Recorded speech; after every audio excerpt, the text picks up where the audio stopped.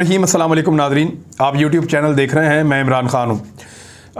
पंजाब में हमजा शहबाज वज़ीर आला पंजाब बन गए हैं। बहुत बहुत मुबारक उन तमाम लोगों को जो पाकिस्तान के साथ ये घिनौना खेल खेल रहे हैं। किस तरीके से उनको प्रोटेक्शन दी गई, किस तरीके से उनको अराकीन बहम पहुँचाए गए, किस तरीके से हॉर्स ट्रेडिंग की हौसला अफजाई की गई और किस तरीके से एक फ़ैसला जो बहुत पहले आ जाना चाहिए था कि लोटों का मुस्तकबिल क्या होगा।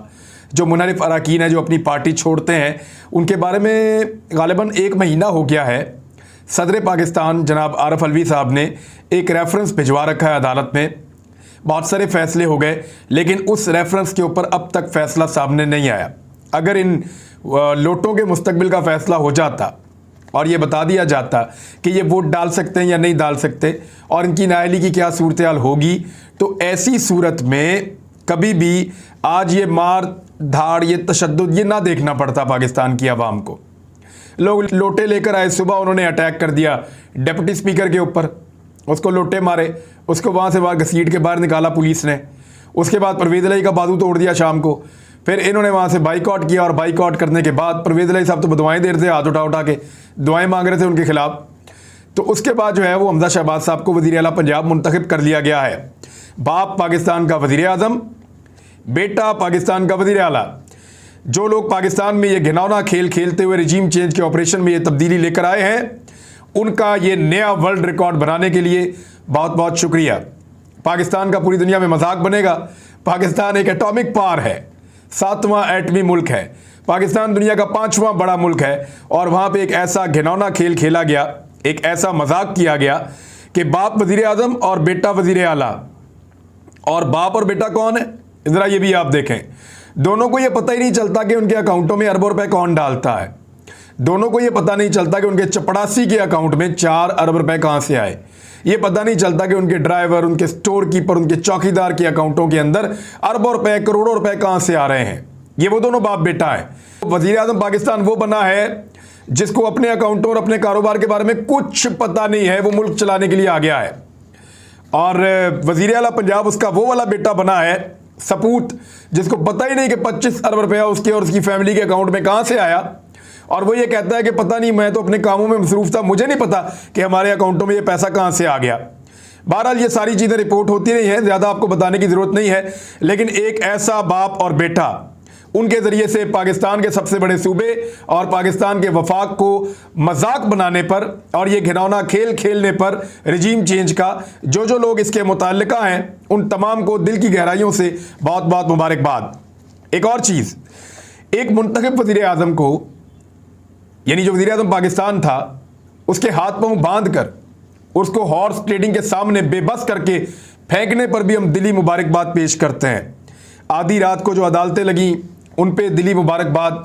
इस्लामाबाद के होटलों में जिस तरह पैसा चलता रहा उस पे दिली मुबारकबाद। वो पैसा जिस तरीके से इस्लामाबाद पहुंचाया गया उस पे दिली मुबारकबाद।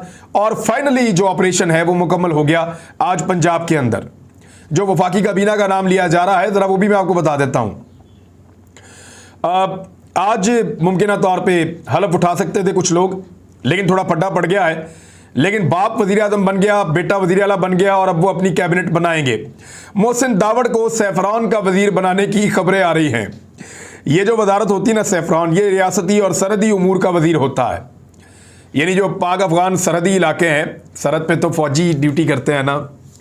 अब सरहद के ऊपर तो हम लोग नहीं जाते, सहाफ़ियों का तो काम नहीं है।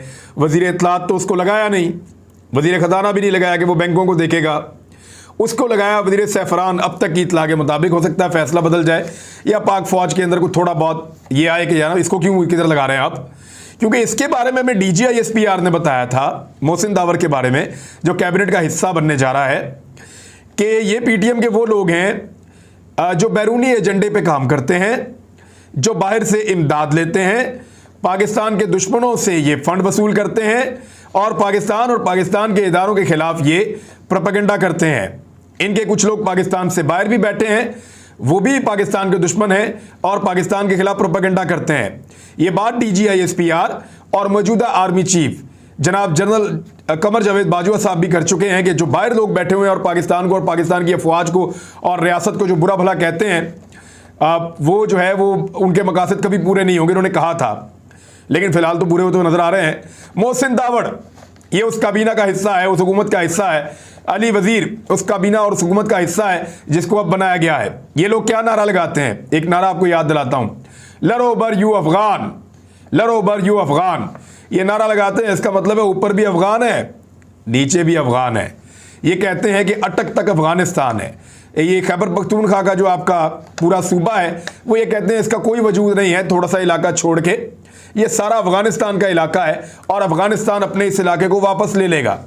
ये पीटीएम का नारा था और पीटीएम का वही नारा बुलंद करने वाले जिन्होंने ये कहा था कि हम फौजी जर्नैलों को ये जो बाड़ लगी हुई है ना सरहद के ऊपर, इसकी जो तारे हैं उनके साथ बांधेंगे और जीप के पीछे बांध के घसीटेंगे। ये इन्होंने कहा था, आज वो हुकूमत का हिस्सा है। जिन्होंने ये कहा था कि हम पाकिस्तानी फौज का वही हाल यहाँ पाकिस्तान में करेंगे जो अमरीकी फौज का अफगानिस्तान में हाल हुआ है, वो अब इस हुकूमत का हिस्सा है।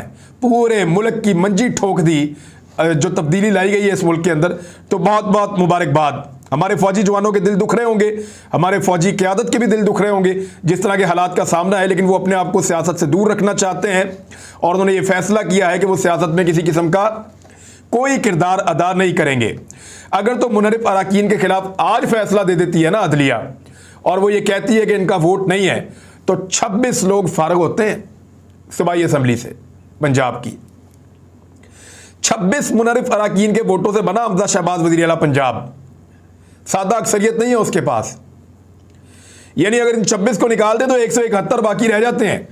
186 उसको चाहिए वज़ीर आला पंजाब बनने के लिए। फिर भी उसके पास 15 बंदे कम हैं, फिर भी उसके पास 15 बंदे कम हैं। ये सिचुएशन है हमजा शहबाज की। 197 वोट लेकर वज़ीर आला पंजाब बना है और 26 अरकान जो हैं वो पाकिस्तान तहरीक इंसाफ के जो मुनरिफ हैं, जिसमें अलीम खान ग्रुप है, चीना ग्रुप है, मज़ारी ग्रुप है, ये वाला ग्रुप है जो है वो जहांगीर तरीन ग्रुप है। तो इस तरह ये सारे ग्रुप्स ने मिलके हमजा शहबाज को वज़ीर आला पंजाब बना दिया है। जिद पूरी हो गई, वो वज़ीर आला पंजाब बन गए। कौम को बहुत बहुत मुबारक हो और कौम जो है वो अब मुबारकबाद देने के लिए इंशाल्लाह सड़कों पे आ भी रही है और दिल भर के वो मुबारकबाद देंगे।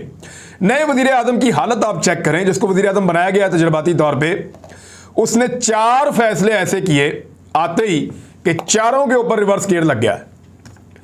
यानी चीनी घी महंगा तो कर दिया, आटा महंगा कर दिया, बाकी चीज़ें वो लगातार महंगी कर रहा है, वो तो एक अलग कहानी है। उसके ऊपर तो इंशाल्लाह डाटा रोज़ाना की बुनियाद पे जमा हो रहा है, हम आपको बताते जाएंगे।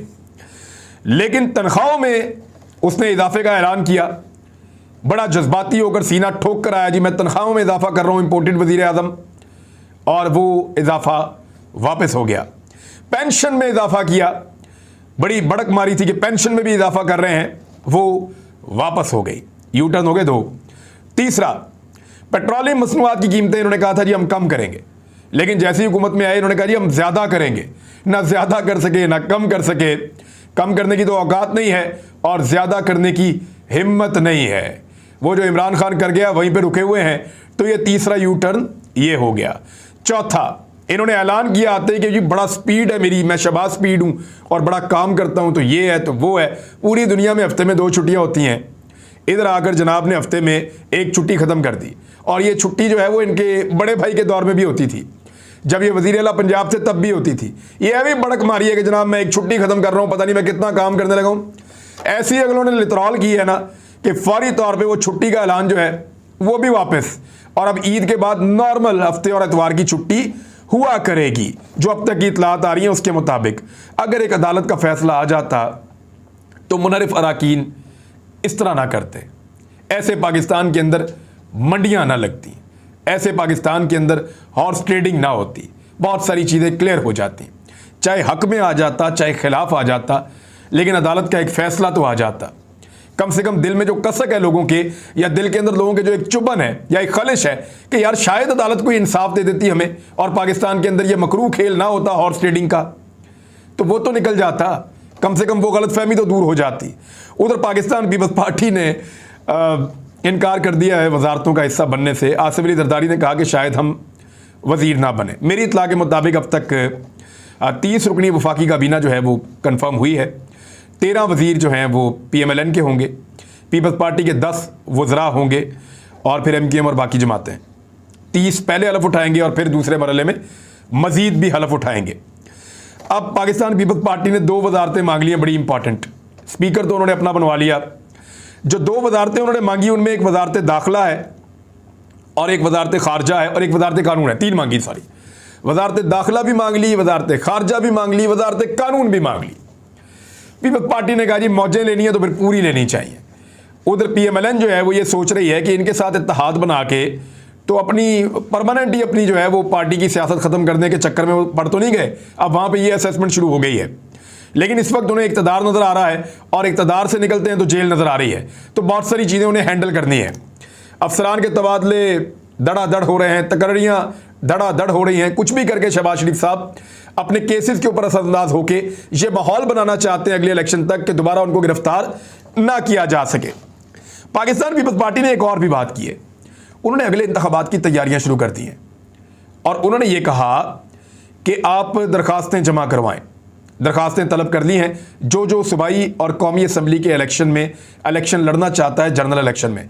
यानी पीपल्स पार्टी को अब वो इलेक्शन नज़र आ गया है और पीपल्स पार्टी ने और आसिफ अली जरदारी ने अवाम का मूड भांप लिया है और इमरान खान साहब को भी भांप लिया है कि जितना बड़ा मूव उन्होंने चल दिया इस्तीफे देने का, और पंजाब में भी यही होता हुआ दिखाई दे रहा है। इस सूरत हाल में इमरान खान पीछे नहीं हटेगा, हर हाल में इलेक्शन में जाना पड़ेगा। लिहाजा उन्होंने समझदारी का तकाजा ये था कि इलेक्शन की तैयारी करें, तो उन्होंने इलेक्शन की तैयारी फौरी तौर पर शुरू कर दी है। दूसरी जानिब एक और खबर है और वो बड़ी इंटरेस्टिंग है। MQM ने वफाकी काबीना में शमूलियत से इनकार कर दिया है। MQM जो है वो सबसे बड़ी लूजर जो पार्टियां बनी उनमें से एक वो भी है। वो कैसे, ज़रा इसको आप टेक्निकली समझें। MQM का सारा वोट बैंक कराची में और हैदराबाद में है। इन 2 जगहों से शहरी सिंध के इलाके इनको कहते हैं, कराची और हैदराबाद। यहाँ से वो 10, 12, 15, 20 तक सीटें भी जीत जाते थे और यहाँ से सीटें जीतने के बाद वो कौमी असम्बली में अपनी जगह बना लेते थे और एक बड़ा तगड़ा प्रेशर ग्रुप होता था। किसी भी हालत में हुकूमत उनके बगैर चलाना मुश्किल होता था। वो अपनी वजारतें भी ले लेते थे और कराची के अंदर और हैदराबाद के अंदर अपनी ज़िले हुकूमतें बना के तो अपना बड़ा उन्होंने माहौल बना लिया होता था हर मरतबा।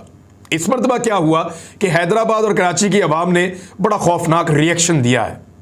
MQM के वो सारे लोग जो कल तक MQM के साथ थे वो पीपल्स पार्टी के साथ हाथ मिलाने की वजह से MQM को छोड़कर जा रहे हैं, क्योंकि MQM पिछले 5 साल लोगों को ये समझाती रही कि सिंध में तमाम हालात की जिम्मेदार या शहरी सिंध के इलाकों में तमाम बुराइयों की जिम्मेदार पाकिस्तान पीपल्स पार्टी है। इसमें MQM का या पाकिस्तान तहरीक इंसाफ का कोई कसूर नहीं है। तहरीक इंसाफ बड़े फंड्स भी देती रही है, तहरीक इंसाफ खुद भी बसें लेकर आई, तहरीक इंसाफ खुद भी प्रोजेक्ट लेके आई, लेकिन पीपल्स पार्टी ने टके का काम नहीं किया शहरी सिंध के इलाकों में। उसके ऊपर MQM को गुस्सा था। MQM ने वो गुस्सा अपने कारकुन तक मुंतकिल किया और जब वक्त आया इलेक्शन में उसका फायदा उठाने का, वो जाकर पीपल्स पार्टी की गोद में बैठ गए। तो कारकुन MQM से मुनहरिफ हुआ और बहुत सारे MQM के कारकुन MQM को छोड़कर बेशुमार वो पाकिस्तान तहरीक इंसाफ के कैंप में जाके खड़े हो गए। अब ये सूरत हाल में MQM के लिए और मुश्किल बन जाएगा जब वो जाके हिस्सा बन जाएगी कैबिनेट का, क्योंकि अगर अब वो कैबिनेट का हिस्सा बनते हैं तो कराची में सिर्फ उनकी यही बारी है। अगली दफा लोगों ने जो पहले वोट दिए थे वो भी वोट नहीं देने, बल्कि पाक सर जमीन पार्टी और पाकिस्तान तहरीक इंसाफ ये मिलकर बहुत बड़े पैमाने पर फतह हासिल करेंगे सिंध के शहरी इलाकों में, कराची में और हैदराबाद में। इससे एक बड़ा डेंट MQM को पड़ेगा। MQM उस डेंट से अवॉइड करना चाहती है और इस वक्त वो अपने आप को बचाने के लिए एक नया नारा लेकर आई है। जरा नारा सुने। MQM का वफाकी काबीना में शमूलियत से इनकार, और उन्होंने कहा कि खालिद मकबूल सिद्दीकी ने मीडिया से गैर रस्मी गुफ्तगू में कहा कि हम वजारतों में नहीं जा रहे, बाहर रहकर ज्यादा अच्छा काम हो सकता है। इमरान खान से रोजाना वजारत मांगते थे, रोजाना कहते थे मैं एक और वजारत दो, लेकिन यहां पे बाहर रहकर ज्यादा अच्छा काम हो सकता है, अब ये कह रहे हैं। और फिर जो अगले 2 जुमले हैं, इन जुमलों को गौर से सुने, आपको पता चलेगा कि MQM ने बहाना कैसा कमाल ढूंढा है।